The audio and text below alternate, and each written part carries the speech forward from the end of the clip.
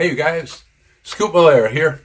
I want to tell you guys about something that happened to me several years ago. And it's at a time when I was doing something a little different as a career. This was before I started teaching school.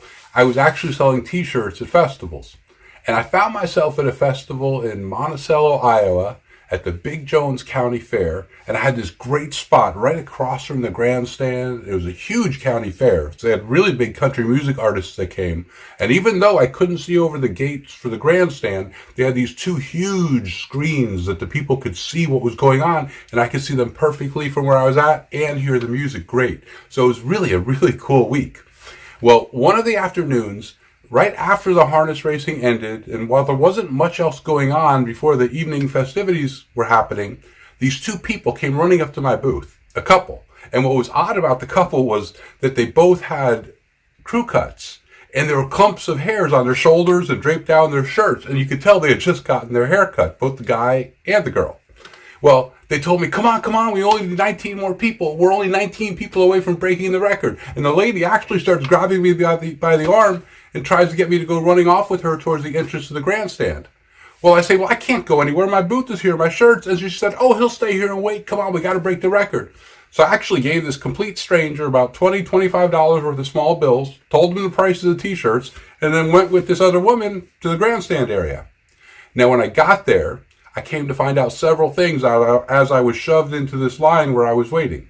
For one thing, there were these 3 or 4 different women that were there with clippers, hair clippers, and there were people sitting in front of them on the grandstand benches, and they were shaving their heads. Behind it, I could see about 250, 300 people sitting there in the grandstand, all of them bald.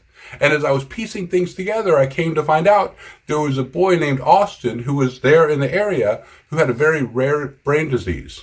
And they were trying to raise money for him, but it wasn't just a simple way of raising money. Someone local had offered $10,000 to give the family $10,000 to help pay for the medical bill for Austin. And what they decided was, though, if the family broke a record from the Guinness Book of World Records, any record, they would give them $10,000. And what the family decided to do was to break the record for the most haircuts in 1 hour. And they had a local barbershop that donated their time and their clippers, and these women were out there shaving people's heads in less than a minute apiece. To top all of that, another guy, I guess some local business owner, had offered $5,000 for them to use in their efforts to try to break the record. Now, why these two people didn't just donate the 15 large to this family, I don't know. But all of a sudden, here I was. Now I'm up at the front of the line and I'm being pushed forward. And before I know it, I'm sitting down and they're shaving my head. Less than a minute later, I'm completely bald. And now all of a sudden, I find myself sitting with these other guys as other people are getting their heads shaved trying to break the record. But the neat thing was, after I got my head shaved, it was almost like I walked through this receiving line. Because after I got my head shaved, I stood up, I took one step, and somebody was there documenting things and checked off on the clipboard for the Guinness Book of World Records. I took one more step, somebody took a picture of my haircut. I took one more step, and they had taken that $5,000, broken it down into $10 bills, and they were going to pay the first 500 people $10 each if they would get their haircut, and that would be enough to break the record. So when I took that next step, they handed me a $10 bill. But when I took the 4th step, there was a box on a table that said donations for Austin. And when I looked, it was full of $10 bills. Drop the $10 bill in, go, and now all of a sudden I'm sitting with these other 250 or 300 people that had the same haircut that I had.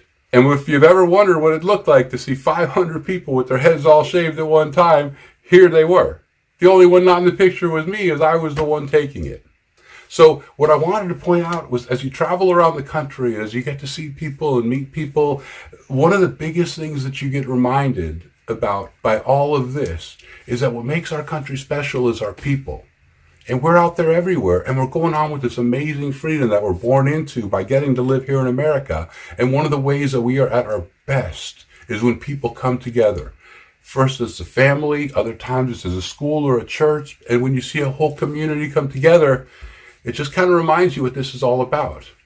I'm hoping that by telling stories like these, it will remind people that there's so much out there that's great about our lives and about America, and it's important to us to continue to perpetuate stuff like this.